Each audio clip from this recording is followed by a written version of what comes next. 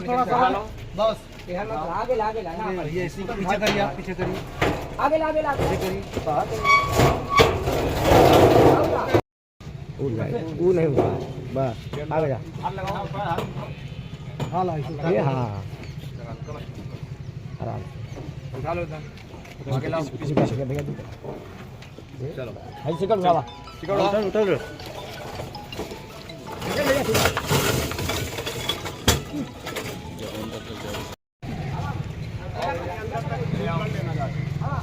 गेटवा खोल दो, इस गेटवा खोल के लेके आओ, सटावा गेटवा खोल के सटावा।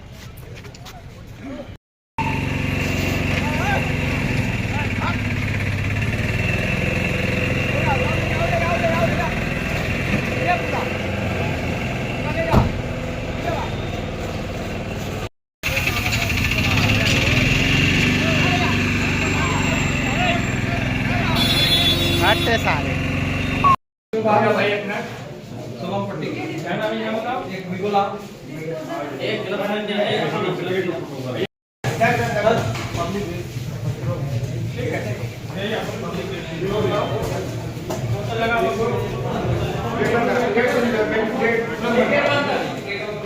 अरे भैया भैया पीछे अरे डॉक्टर साहब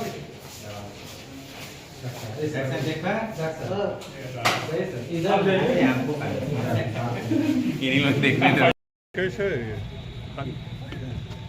नगर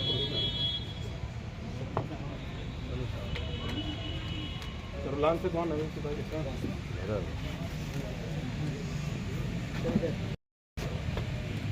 सब लोगों ने बहुत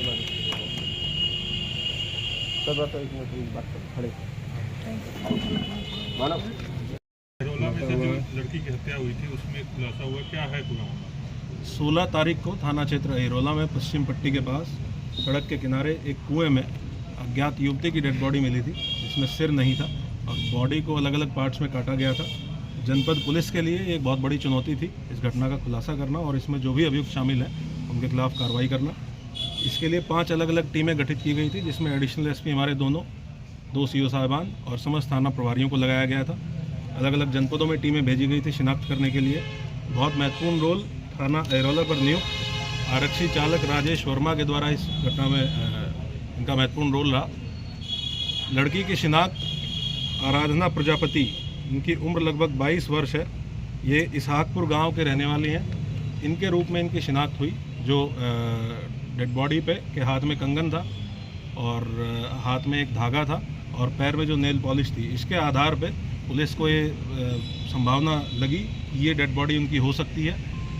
परिजनों से बातचीत की गई, विस्तार में तफ्तीश की गई, CDR एनालिसिस बहुत डिटेल में किया गया।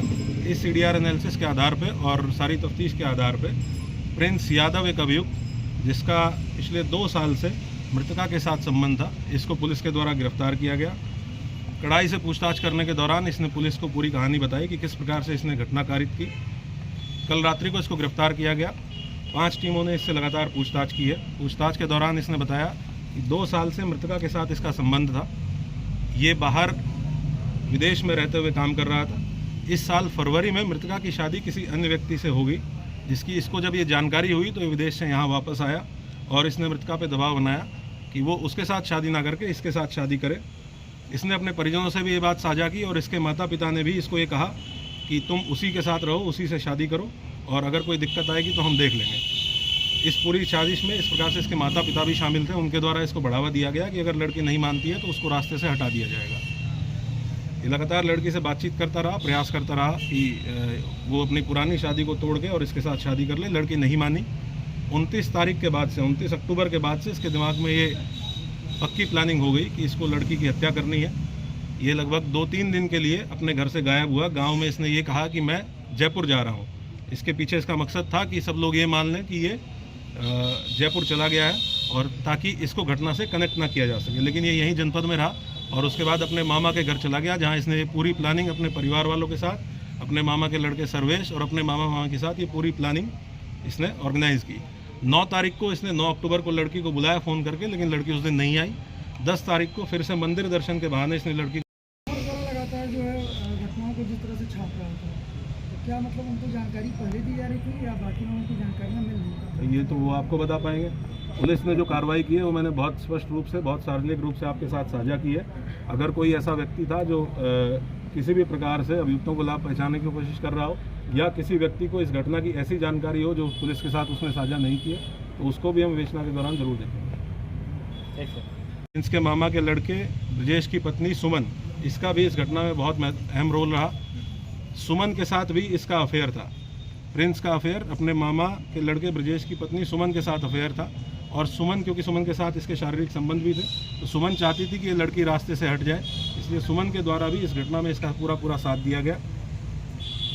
प्रिंस की बहन, जिसके माध्यम से इस लड़की से प्रिंस की जान पहचान हुई थी, ये भी इसमें मुलजिम बनी है, और प्रिंस की एक और मामी जो इसको शरण देने में जिसने मदद की थी, इन सभी को अभियुक्त बनाया गया है। इस प्रकार से 8 फरार अभियुक्त आज की डेट में हमारे हैं। 5 टीमें इनकी गिरफ्तारी के लिए गठित की गई हैं। बहुत जल्दी हम लोग इसमें गिरफ्तारी सुनिश्चित करेंगे। इसके साथ साथ थाना अहरोला पर तैनात आरक्षी चालक राजेश वर्मा, जिनके द्वारा इस पूरे घटनाक्रम में शिनाख्त में खास करके बहुत ही अहम योगदान दिया गया, और इनकी तत्पर कार्रवाई की वजह से हम लोग 4 दिन के अंदर इस घटना का खुलासा करने में कामयाब रहे।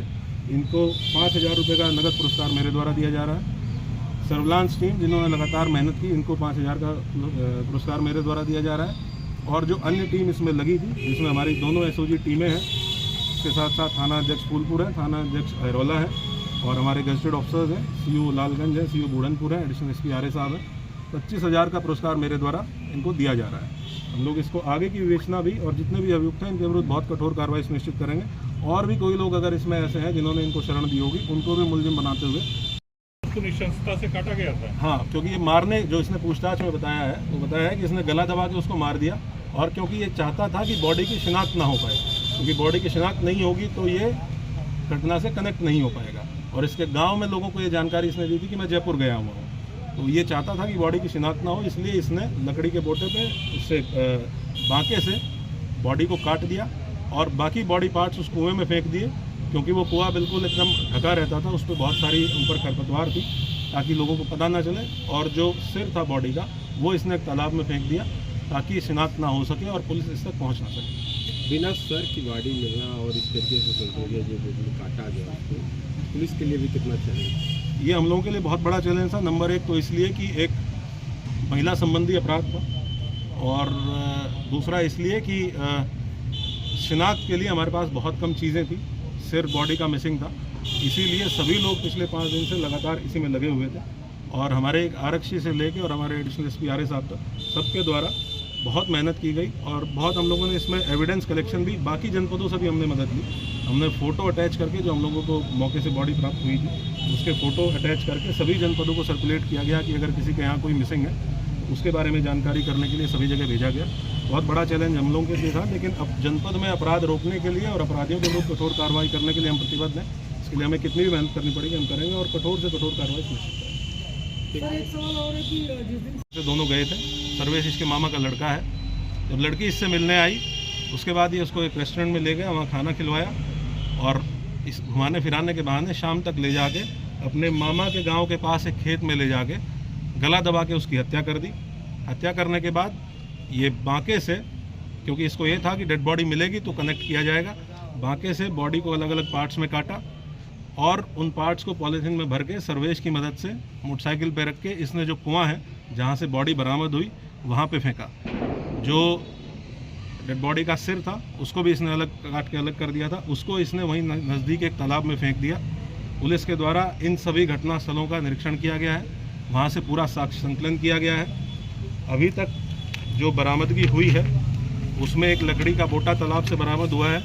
जो मृतका है उनके जो सिर का हिस्सा जो कुएं में नहीं मिला था वो बरामद हुआ है। गन्ने के खेत के पास से एक मास्क बरामद हुआ है जो मृतका का है। 2 बांके जो घटना में प्रयुक्त किए गए थे वो बरामद हुए हैं। अपहृता के समस्त कपड़े पुलिस के द्वारा बरामद किए गए हैं, और उसके साथ साथ उस खेत में जिसमें घटना कारित की गई थी, जहां ये काटने की घटना कारित की गई थी, वहां से साक्ष्य संकलन के दौरान ईंख के जो पत्तियां थी जिसमें ब्लड लगा हुआ था उसको भी साक्ष्य संकलन के दौरान पुलिस के द्वारा एकत्र किया गया। इसमें फॉरेंसिक टीम के द्वारा बहुत साइंटिफिक तरीके से सारे एविडेंस को कलेक्ट किया गया है।